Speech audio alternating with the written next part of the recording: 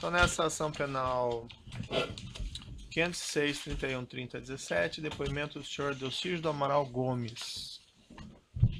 Excelência, defesa de Luiz Inácio Lula da Silva gostaria de apresentar a contradita usando dos mesmos fundamentos já apresentados nesta audiência. Perfeito. Da mesma forma, a defesa de Juliano Eduardo. No mesmo sentido, a defesa de Antônio Palocci, excelência. Perfeito. Do mesmo modo, a questão já foi vencida em relação aos outros. Eu faço remissivas as minhas razões, ficando registrada a contradita, mas sendo tomado o compromisso. Senhor Delcídio, o senhor está aqui nesse processo na condição de testemunha. Além disso, o senhor teria celebrado um acordo de colaboração com a Procuradoria-Geral da República, que foi homologado pelo Supremo Tribunal Federal.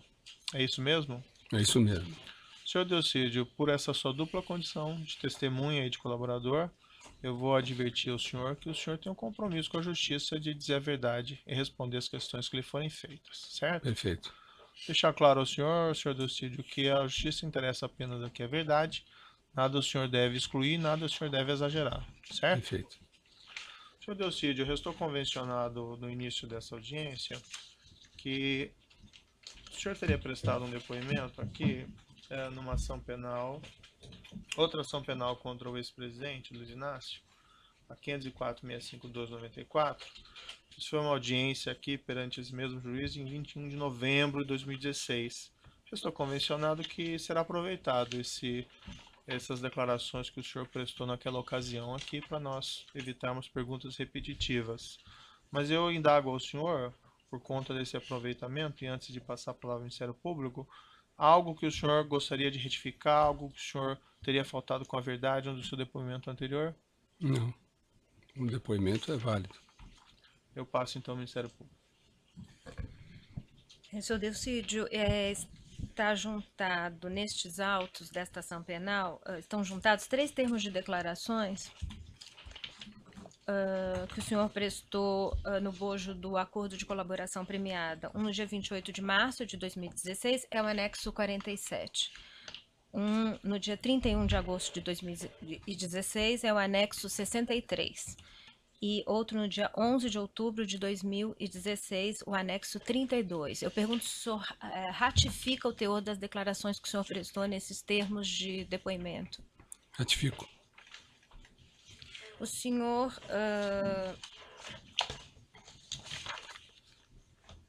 tendo ratificado esses depoimentos, eu indago ao senhor, quando o senhor conheceu Antônio Palocci?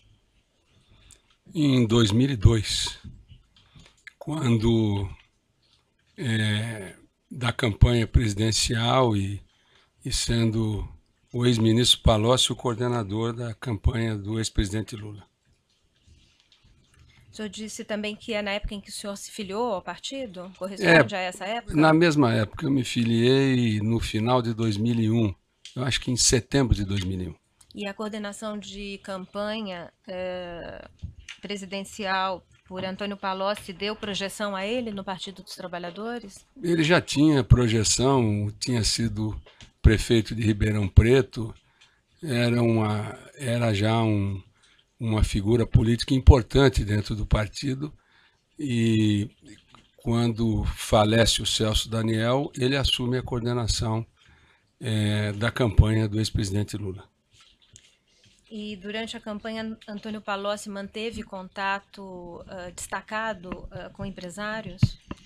Excelência, pela ordem, peço vênia, mas a questão de campanha do ex-presidente Lula, que me parecer que não é objeto desta ação, que faz referência a contratos específicos e a 2 imóveis, de modo que qualquer assunto relativo à campanha me parece fugir da moldura que foi delimitada inicialmente pelo Ministério Público. Então, pedindo vênia, a defesa impugna a pergunta e pede a Vossa Excelência que as questões apresentadas ao depoente digam respeito estritamente àquilo que foi delimitado na denúncia.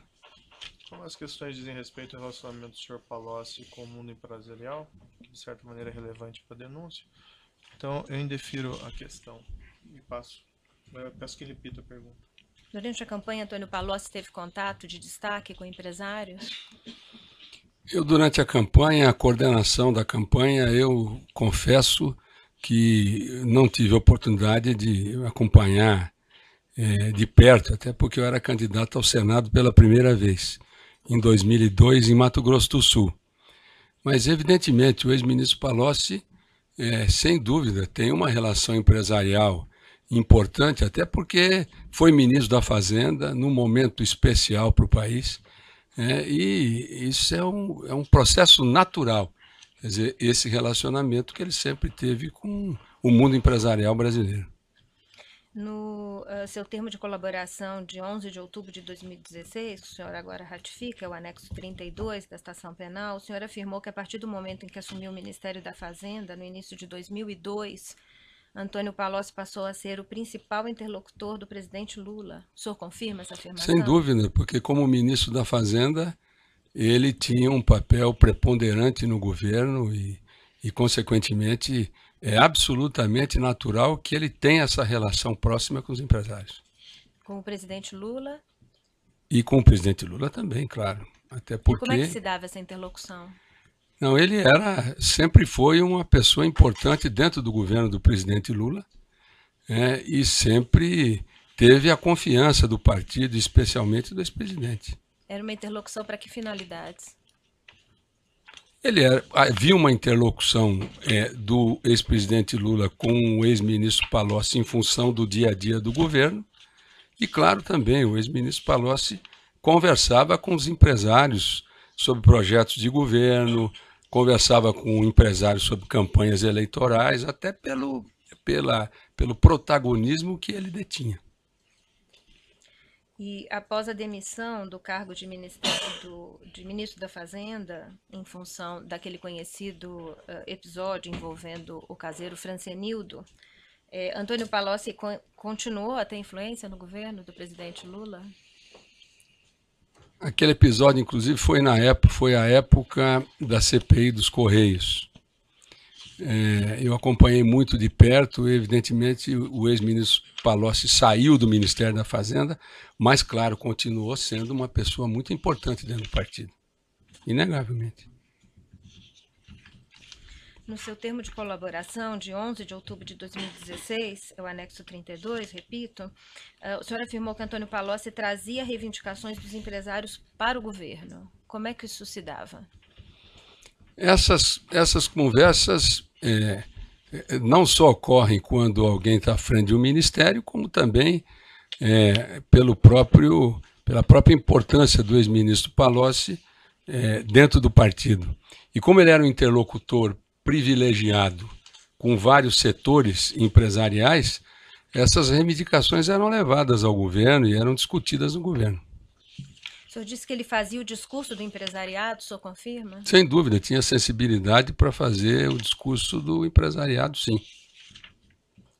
E como é que ele acompanhava esses pleitos depois que eram levados? Eu acho que existia esse detalhe eu não acompanhei, mas eu presumo como ex-líder do governo. Não, né? mas aí, não, se o senhor não acompanhou, não presumi. Ok. E o senhor se reunia com Antônio Palocci frequentemente? Não, eu não tinha. Eu tive encontros com o ex-ministro Palocci quando era ministro da Fazenda, depois o encontrei pouquíssimas vezes, ou raras vezes. Não tinha mais muito contato.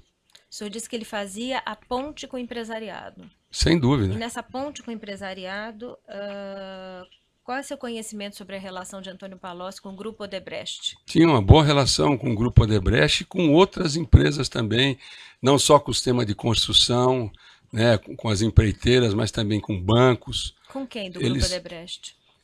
Ele tinha um diálogo com o próprio Marcelo, muitas vezes me disse isso. Marcelo Odebrecht disse isso ao senhor? Tinha relações com o Palocci, claro. Em que ocasiões? Não, eu não acompanhava isso de perto, mas sempre o Marcelo me dizia da interlocução do ex-ministro Palocci com o Odebrecht. No termo de colaboração de 11 de outubro de 2016, o senhor afirmou que Antônio Palocci também teve papel de destaque na arrecadação de recursos para a campanha eleitoral de 2010. prometendo atendimento aos projetos dos empresários no governo. O senhor confirma? Eu essa sua confirmo, ele assertiva? teve um papel preponderante na arrecadação dos recursos para a campanha em 2010. De que forma? Eu não acompanhei de perto, não acompanhei o processo em si, porque em 2010 eu era candidato à reeleição ao Senado. Mas, evidentemente, a gente sabe que as doações que ocorreram e toda a estrutura de campanha, o ministro Palocci teve um papel muito importante. E sobre a relação do ex-presidente Lula com Emílio Odebrecht, o senhor tem conhecimento? Tinha conhecimento em função de vários líderes do partido comentarem conosco isso. E o próprio Marcelo, né, nos contatos que tinha com ele, reconhecia isso, essa proximidade do Emílio Odebrecht com o ex-presidente Lula. E não é de hoje isso aí. Isso é desde as primeiras campanhas do ex-presidente Lula. Sempre ele teve uma relação muito próxima com o Emílio. E o senhor tem conhecimento de que Antônio Palocci continuou a ter contato com o ex-presidente Lula depois de deixar a Casa Civil em 2011? Sempre teve contato, algumas vezes até quando ia ao Instituto Lula conversar com o ex-presidente Lula, eu encontrava o ex-ministro Palocci. Ele tinha diálogo, sim, com o ex-presidente. E o ex-presidente, pelo papel que desempenhava, inclusive como líder do Partido dos Trabalhadores, uma pessoa que sempre teve voz dentro do partido, ele estabelecia essa relação muito próxima com as lideranças. Eu mesmo vi algumas vezes o ex-ministro Palocci lá no Instituto Lula. Mais de uma vez? Mais de uma vez. Não conversei com ele, eu vi que ele estava lá no Instituto Lula e, claro, para conversar com o presidente Lula. No depoimento que o senhor ratificou, prestado em juízo no dia 21 de novembro, o senhor afirmou que o arrecadador do Partido dos Trabalhadores na Petrobras era o diretor de serviços Renato Duque. Reafirmo isso. Antônio Palocci tinha contatos com Renato Duque? O contato com o ex-diretor Renato Duque era feito prioritariamente pelo ex-tesoureiro do PT, pelo João Vacari. Mas eu não elimino a possibilidade de contatos mais rarefeitos, mas contatos também do diretor Duque com o ex-ministro Palocci. O senhor não elimina, mas o senhor não tem conhecimento? Não tenho conhecimento, mas com o Vacari, com absoluta certeza, e dentro daquilo que o Renato Duque desenvolvia na diretoria de serviço. Isso é inegável.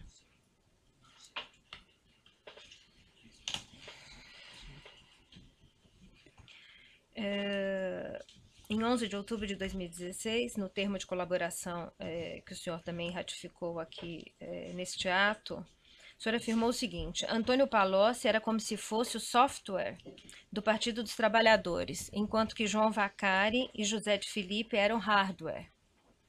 Ou seja, executores daquilo que Antônio Palocci pensava e estruturava. O senhor podia explicar essa assertiva? É porque normalmente as grandes discussões, as discussões maiores, eram feitas pelo ex-ministro Palocci. E o operacional das campanhas era feito ou pelo José de Filipe ou pelo João Vacari, aí dentro de uma atividade especificamente voltada para o PT. Não necessariamente o João Vacari fazia um trabalho de arrecadação para as campanhas somente, ele cuidava do partido. E o José de Filipe era o indicado para cuidar como tesoureiro da campanha propriamente dita. O senhor disse as discussões maiores eram por parte de Antônio Palocci. O que o senhor quer dizer com isso? Que eram as discussões das doações com os grandes empresários, com as grandes empresas, os projetos. Isso era discutido pelo ex-ministro Palocci e, evidentemente, depois desses contatos todos, os demais tesoureiros atuavam no sentido de arrecadar recursos para as campanhas. Quando o senhor diz arrecadar, são recursos de doação oficial? Entre eles, recursos de doações oficiais. Agora, eu não acompanhei as tratativas feitas pelo João Vacari, mesmo pelo Zé de Filipe, com relação a recursos fora das doações oficiais. Isso eu não posso Mas qual era a afirmar. atuação do João Vacari? João Vacari era o tesoureiro do PT e era, depois dos contatos feitos no macro, era quem fazia o dia a dia com os empresários ou com aqueles que eram indicados pelos empresários. Mas como é que ele executava o que, na linha da sua assertiva, como ele executava o que o Antônio Palocci pensava, o que ele pensava e estruturava? Não, eles conversavam. Nunca presenciei, mas o próprio João Vacari, por diversas vezes, me disse que ele, inclusive, usava uma expressão, o doutor Antônio. Eles se conversavam. Mas era execução sob pagamento de vantagens indevidas? Não, ele só me dizia os contatos que tinha, né, e as atividades que ele desenvolvia em função dessa articulação feita pelo ex-ministro Palocci. Articulação voltada a quê? Há doações, e evidentemente eu nunca participei diretamente do processo, né? Mas com certeza nem todas as doações e nem todos os recursos para as campanhas eles foram feitos de maneira oficial. Aliás, as investigações todas da Lava Jato têm deixado isso muito claro. Então, você está se referindo à propina? Entre outras coisas, porque às vezes pode ser algum investimento que o doador não queira aparecer e outras alternativas são alternativas como essas das propinas. O que o senhor sabe dizer a respeito de Branislav Contic? Qual era a relação dele com Antônio Palocci? Não, ele era uma pessoa de confiança do ex-ministro Palocci, mas eu tinha muito pouco contato com o Branislav. Não sabia quem era, tinha estado algumas vezes comigo, até quando o ex-ministro estava à frente do Ministério da Fazenda, mas não tenho nunca tive muitos contatos com ele, mas é uma pessoa de absoluta confiança. Agendamentos, às vezes, eram sempre feitos através do Branislav. Algum tipo de contato com o ex-ministro Palocci, a gente procurava o Branislav. No depoimento que o senhor prestou em juízo, no dia 21 de novembro, o senhor foi indagado sobre o episódio da obstrução em que ocorreu a sua prisão. No bojo daquela tentativa de impedir que houvesse a colaboração de Nestor Cerveró. E no depoimento que o senhor prestou ao Ministério Público no dia 31 de agosto, a respeito desse mesmo tema, o senhor disse que foi chamado no Instituto Lula pelo ex-presidente. Excelência, pela ordem, pedindo vênia, eminente procuradora, esse tema, como todos nós sabemos, é objeto de uma ação penal que tramita em Brasília, na qual, inclusive, o aqui depoente já prestou suas declarações, e também o próprio Nestor Cerveró, que negou tudo.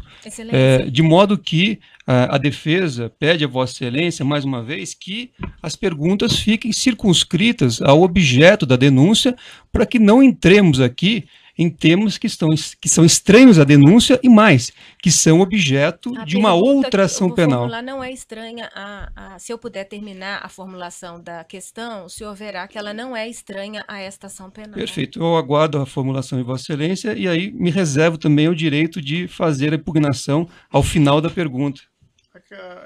Isso foi objeto também da inquirição aqui, né? Que ele já ratificou, mas tem alguma questão Sim, adicional? Então? Há uma questão adicional. Então pode formular a pergunta.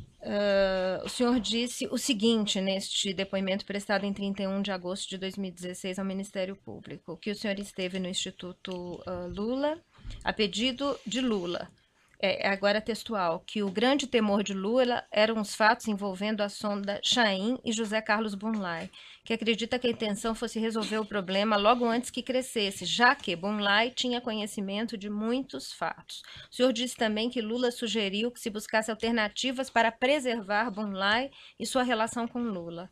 Se o senhor confirma essas suas afirmações, a que fatos, senhor Bunlai, de que fatos o senhor Bunlai tinha conhecimento?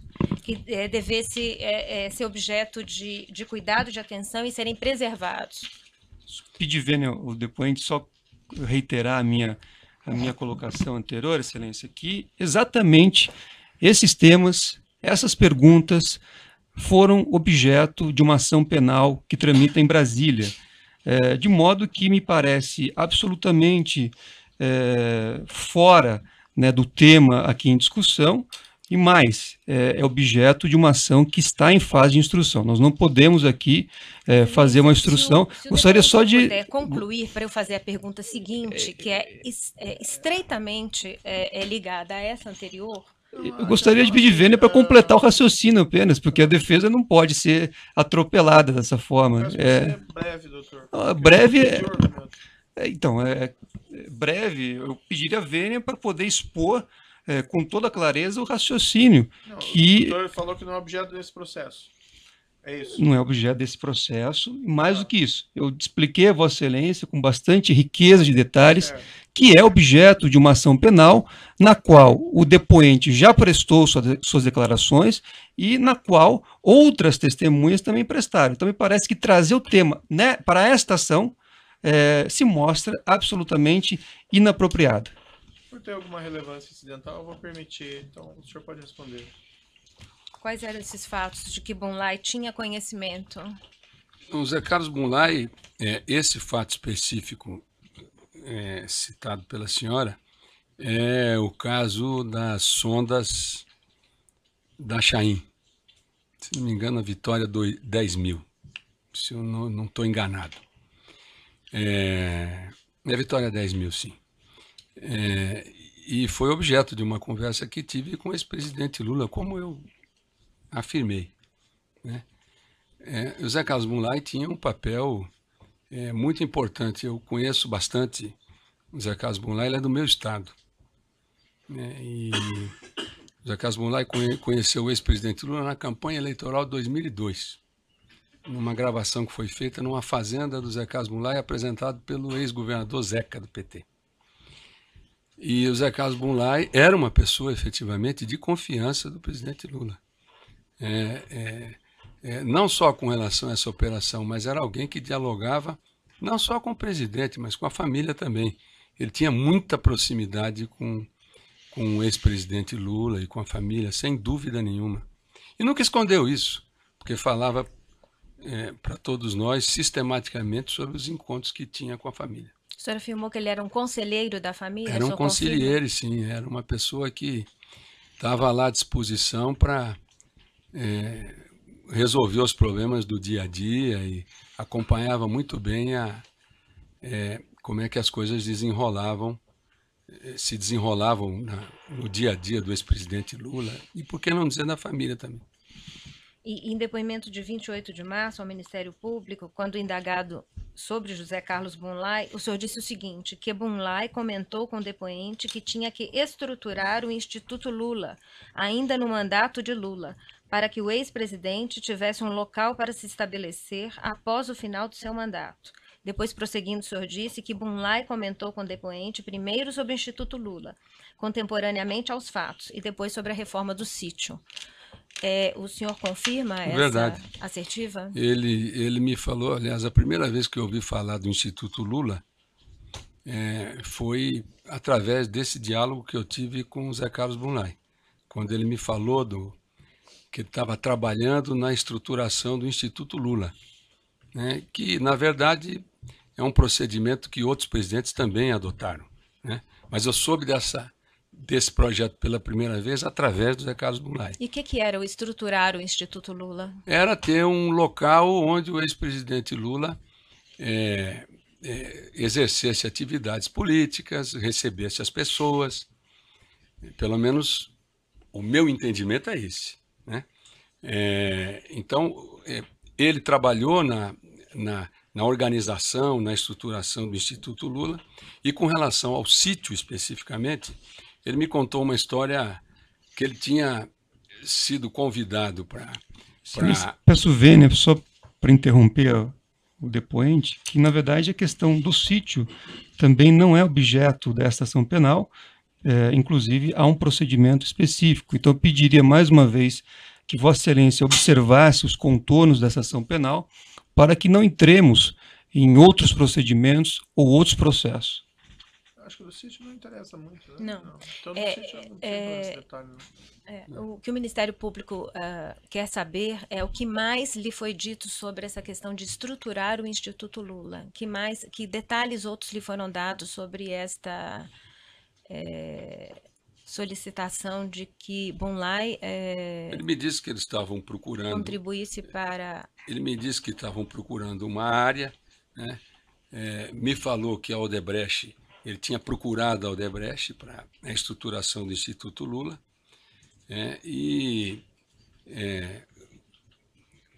as últimas conversas que tive com ele praticamente, quer dizer, à época, né? Depois eu me encontrei com ele em outras situações, mas era o objetivo de, no curto prazo, colocar o Instituto funcionando para que o ex-presidente Lula, saindo do governo, tivesse um espaço para continuar suas atividades. Então ele me contou basicamente isso. O Bunlai foi sempre muito reservado, mas essas questões E ele estava atuando para essa estruturação a pedido de quem? Do próprio presidente. Do próprio presidente? Do próprio ex-presidente. Ele foi chamado para organizar isso.